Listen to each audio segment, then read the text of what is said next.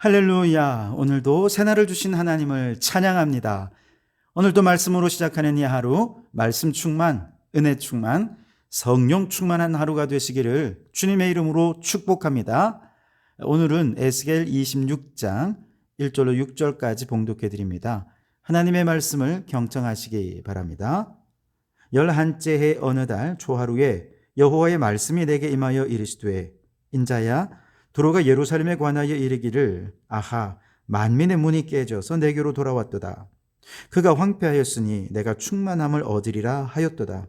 그러므로 주 여호와께서 이같이 말씀하셨느니라. 두로야, 내가 너를 대적하여 바다가 그 파도를 굽이치게 함같이 여러 민족들이 와서 너를 치게 하리니 그들이 두로의 성벽을 무너뜨리며 그 망대를 헐 것이요, 나도 티끌을 그 위에서 쓸어버려 맨바위가 되게 하며 바다 가운데 금을 치는 곳이 되게 하리니 내가 말하였음이라. 주 여호와의 말씀이니라. 그가 이방의 노략거리가 될 것이요, 들에 있는 그의 딸들은 칼에 죽으리니 그들이 나를 여호와인 줄 알리라. 아멘. 오늘도 이 말씀을 통해 우리에게 주시는 하나님의 음성을 듣게 되기를 바랍니다. 지난 에스겔 25장부터 32장까지는 유다를 중심으로 그 주변 이방 나라 7나라들에 대한 심판을 예고하는 내용입니다. 지난 시간 25장에서는 4나라가 언급이 되었죠. 요단 동편의 암몬, 모압, 에돔, 그리고 서남쪽에 있는 블레셋까지 4나라가 심판받을 것이다 예언되어 있는데요. 이들이 심판받은 이유는 몇 가지가 있는데, 우선 예루살렘의 패망을 보고 그들이 기뻐했고요. 더 나아가 예루살렘 패망하는 과정에서 자신의 유익을 추구했습니다.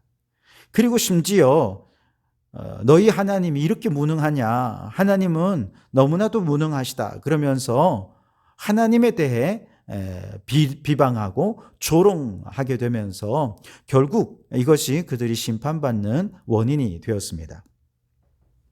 오늘 26장부터 28장까지는 두로의 심판에 관해서 기록하고 있고요. 그리고 29장부터 32장까지는 에돔의 심판에 관해 기록하고 있습니다. 총 7개의 나라 가운데 4나라는 한 장에 몰아넣었고, 두로는 3장, 그리고 두로 끝에 시돈이 잠깐 있고요. 그리고 에돔은 4장이나 그 자리를 차지하고 있습니다. 그것은 그만큼 두로나 에돔이라는 나라가 그 당시 세계적으로 굉장히 영향력을 끼치는 나라였다라고 하는 것을 짐작해 볼 수 있게 되는 것이죠. 두로라는 나라는 페니키아의 수도이고요. 영어의 알파벳이 바로 이곳 고대 페니키아에서부터 시작이 되었습니다. 문자가 그만큼 발달했다는 것이죠.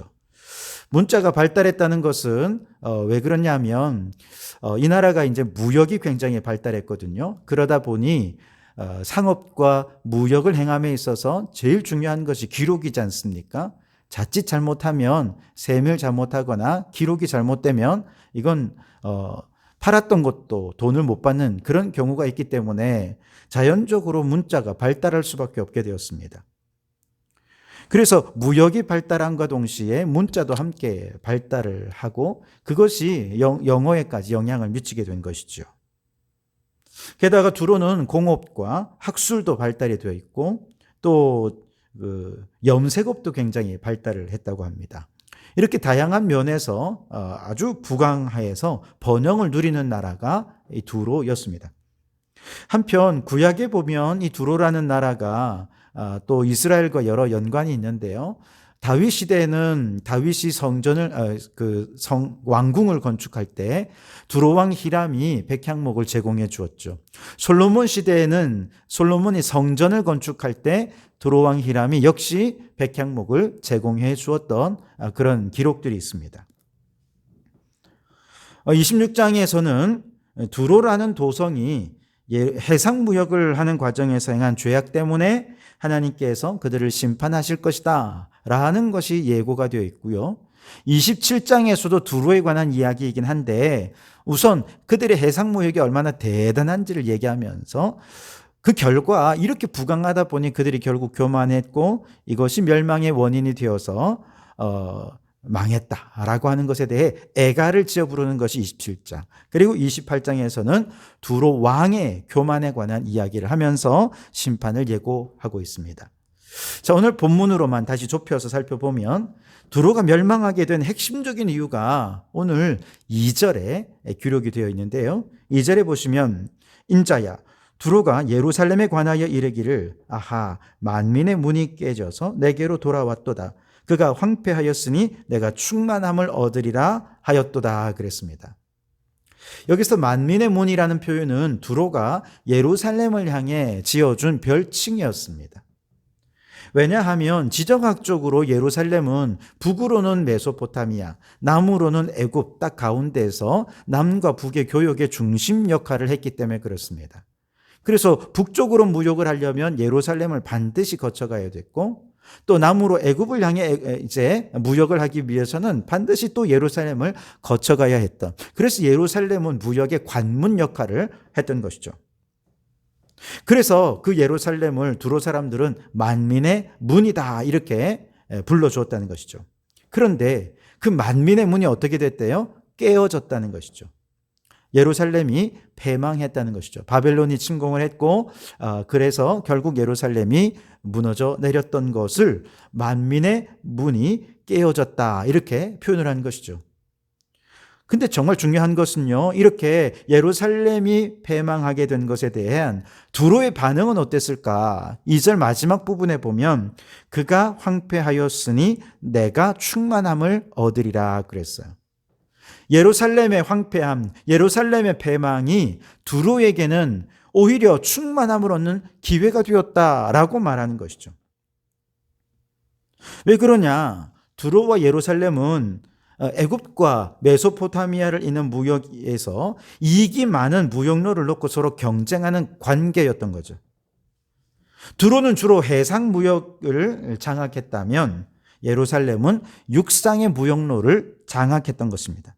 그래서 두로가 육상을 통해 메소포타미아와 교육을 하고 싶은데 예루살렘이 너무 거기를 딱 잡고 있으니까 그쪽으로 길을 못 펴니다. 반면에 예루살렘이 해상을 통해 지중해 여러 나라들과 교역을 하고 싶지만 두로가 너무 꽉 잡고 있어서 해상 무역 쪽으로는 발달하기 참 어려운 상황이었던 거죠. 그러다 보니 서로가 경쟁하고 또 서로가 이걸 놓고 대적할 수밖에 없었던 것입니다. 그러다가 이제 예루살렘이 멸망한 것이죠. 바벨론에 의해 함락되었고 황폐하게 되자 두로는 어떻습니까? 해상 무역뿐만 아니라 이제 오랜 수건이던 육상 무역로까지 장악할 수 있게 된 것입니다. 그래서 해상과 육상 모든 무역을 이제 두로가 독점해서 이익을 극대화할 수 있게 되었으니 이것을 아주 기뻐하면서 그가 황폐하였으니 내가 충만함을 얻으리라. 그러면서 그들은 기뻐한 것이죠. 남의 불행을 나의 기쁨으로 여긴 이 부정한 죄. 이로 인해 결국 두로는 하나님의 심판이 예고될 수밖에 없었던 것입니다. 하나님이 어떻게 심판하시느냐? 3절에는요. 바다가 파도를 굽이치게 함같이 여러 민족들이 와서 두로를 칠 것이라 그랬어요. 4절에는 그 여러 나라들이 두로의 성벽을 무너뜨리고 망대를 헐고 하나님께서는 또 그 위에 건설된 모든 것을 쓸어버려서 맨바위가 되게 하실 것이다 그랬습니다. 5절에는 바다에 그물을 쳐서 물고기를 잡아 올리듯이 두로가 그 그물치는 포인트가 되어서 그들의 모든 것이 노략을 당하게 될 것이다 라고 예고하는 것이죠. 6절에는 들에 있는 딸들은 칼에 죽게 될 것을 말씀하셨습니다. 자, 여기서 한번 생각해 볼 것. 정상적인 인간이라면 모든 사람에게는 인지상정이라는 게 있지 않습니까? 예루살렘이 멸망했어요. 이웃이 이렇게 불행을 당하고 있으면 어떻습니까? 그 고통을 안타까워하는 것이 인지상정이죠. 그들을 동정하는 것, 그리고는 같이 아파해 주는 것이 인지상정입니다. 이성적으로 생각하는 모든 사람이라면 이웃 나라의 멸망을 보면서 저들이 지금 이렇게 불행을 겪고 있다면 우리나라에도 그런 불행이 닥칠 수 있겠구나. 지금 우리가 적극적으로 도와주면 나중에 이 나라가 우리도 도와줄 수 있겠구나. 그렇게 생각하면서 어려움에 처한 예루살렘을 도와주고 또 그들을 구해주는 것이 상식적인 행동이 아니겠습니까? 그런데 이러한 당연한 인지상정에 돈이 개입이 되는 거예요. 이익이 개입이 되는 거죠. 그러면서 인지상정이 사라집니다. 사람이 더 이상 사람 같지 않게 되는 그런 일들이 일어났던 것이죠. 이로 인해 그들은 심판을 받을 수밖에 없는 거죠.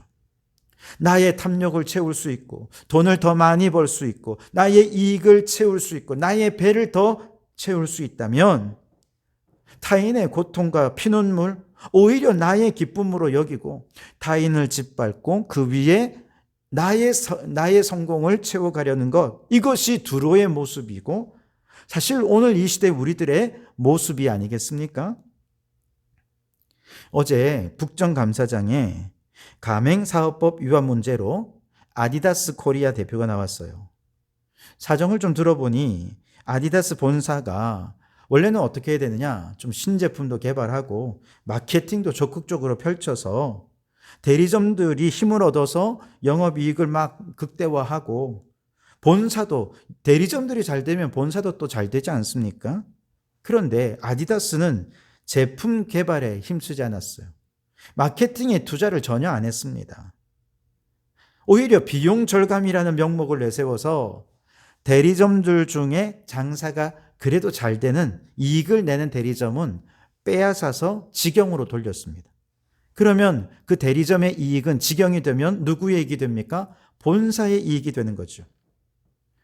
반면에 이익이 시원찮은 매장들은 가맹료만 쥐어짜다가 계약갱신을 거부하는 바람에 수많은 대리점들이 빚더미에 올라앉고 견디지 못해서 폐업하는 대리점들이 줄을 잇고 있다는 것이죠. 본사는 살이 쪄요. 그런데 대리점들의 고통은 외면하고 그냥 다 잘라버리는 것이죠. 이런 아디다스의 정책이 가맹점법을 위반하는 것이고 본사의 갑질이다. 그래서 국정감사장에서 그런 내용들을 얘기하더라고요. 이런 일들이 아디다스뿐이겠습니까? 예전에 프랑스계 회사였던 까르푸도 경영진의 정책 실패로 영업이 굉장히 어려워졌어요. 그러자 제일 만만한 게 노동자들이잖아요. 월급 깎았어요. 근무 조건 열악합니다. 인권을 유린하고 노조를 탄압하고 결국 각종 내부의 비리까지 얽혀지면서 악덕 기업이라는 이미지만 남긴 채 한국을 떠나버리고 말았습니다. 여러분, 아디다스나 까르푸 같은 대기업들은 오늘날 두로와 같은 이 어마어마한 회사들이죠. 그런데 내 배를 채우기 위해 타인을 쥐어짜고 타인의 고통 위에 나의 기업을 세워가려고 하는 아주 악덕 기업들이라고 말할 수 있겠습니다. 이게 두로라는 것이죠. 이건 성경적이지 않다는 것입니다. 성경에 보면 다윗은 어땠습니까? 사울 왕에게 쫓겨서 유대 광야로 도망갔을 때 더 이상 사울 밑에서 살 수 없어서 도망친 600명의 사람들이 있었습니다. 그들이 아둘람 굴에 있던 다윗에게로 찾아왔을 때 다윗은 나 한 사람도 생명의 위협을 받고 사는 것도 힘든 상황이었어요. 그런데 하나님의 마음으로 그들을 바라보니 그들 한 사람 한 사람이 너무 불쌍한 거예요. 너무 귀하기도 하고 너무 불쌍하기도 하고 그래서 그들을 내칠 수 없어서 그들과 얘기합니다. 우리 어려움을 함께 극복해 갑시다. 서로 격려하면서 위기를 끝까지 잘 견뎌낸 것이죠. 그랬더니 나중에 다윗이 왕이 되었을 때 이렇게 아둘람 굴에서 유대 광야에서 생사를 함께 했던 사람들이 다윗을 위해 생명을 거는 최측근이 되어서 다윗 왕국을 일으켜 세우는 밑받침이 되었던 것이죠. 여러분, 사람과 사람 사이에 돈이 사람보다 중요하게 여겨지고 나의 이익이 사람보다 중요하게 개입되는 순간 사람이 될 수 없습니다. 그런데 사람과 사람 사이에 하나님의 마음이 개입되면 어떻습니까? 한 영혼을 천하보다 귀히 여깁니다. 하나님의 형상으로 창조된 존귀한 존재라 여기며 강한 자가 연약한 자를 돌보고 연약한 자를 더 귀한 존재로 여기며 사랑하고 섬기며 그렇게 사랑으로 이루어지는 나라가 하나님의 나라라는 것이죠. 그러니 여러분, 나 살자고 나의 이기적인 유익을 위해 타인의 고통을 오히려 기뻐하고 타인을 짓밟고 그 위에 군림하려는 저 두로와 같은 죄를 범하는 자 반드시 두로처럼 심판받게 될 줄 믿습니다. 우리는 하나님의 마음으로 우리의 이웃들을 돌아보며 사랑으로 돌보고 섬기고 그 모든 영혼들을 귀히 여기며 사랑으로 하나 되는 하나님의 나라를 이루어가는 우리 성도들이 되시기를 주님의 이름으로 축원합니다. 기도하겠습니다. 하나님, 예루살렘의 불행을 기뻐했던 두로는 심판받았습니다. 사람과 사람 사이에 돈이나 이기적인 유익을 따지는 마음이 개입될 때 세상은 지옥으로 변하고 맙니다. 주여, 사람과 사람 사이에 오직 하나님의 마음으로 채워지게 하옵소서. 더 연약한 자를 더 존귀하게 대하고 서로를 사랑으로 돌보고 섬기면서 사랑 가득한 하나님의 나라를 이루어 가게 해 주시옵소서. 예수님 이름으로 기도드립니다. 아멘.